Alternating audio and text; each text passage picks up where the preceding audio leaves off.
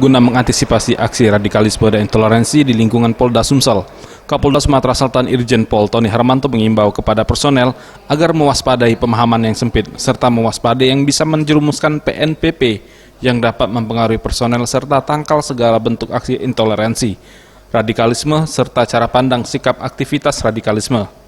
Selain itu, diharapkan personel dapat memfilter informasi penyebaran kabar bohong atau hoax yang bertujuan untuk memecah belah masyarakat, bangsa, dan negara. Ya, tadi seperti ditegaskan oleh Pak Kapolres DM dan saya, kegiatan ini bertujuan juga untuk meminimalisir ya paham radikalisme, intoleransi yang bisa terjadi di kalangan anggota kita, anggota Polri dan ASN. Makanya kita bersama-sama dengan tokoh-tokoh dan narasumber yang bisa menjelaskan tentang ini, dan yang terpenting adalah langkah-langkah pencegahan kita untuk bisa mendeteksi anggota-anggota kita ya dari Polri, ASN, sehingga tidak mudah terpapar untuk itu.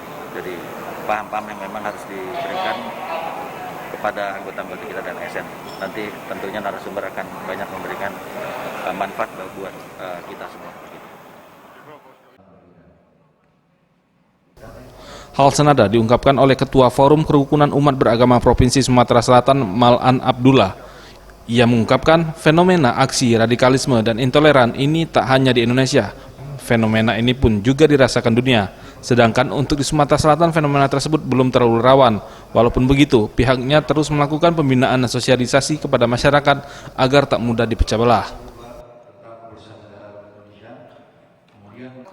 Bagaimana meminimalisir, dan target akhirnya tentu agar tidak perlu berkembang lagi. Jadi fokus harus ke situ. Kita tahu bahwa ini fenomena dunia.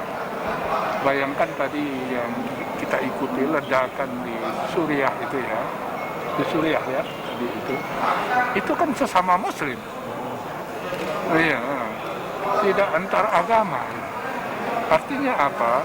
Artinya memang kita perlu melakukan semua upaya, dan kita harus salut karena Polda Sumatera Selatan berupaya melakukan itu di lingkungan pembinaan personel yang dimiliki di sini.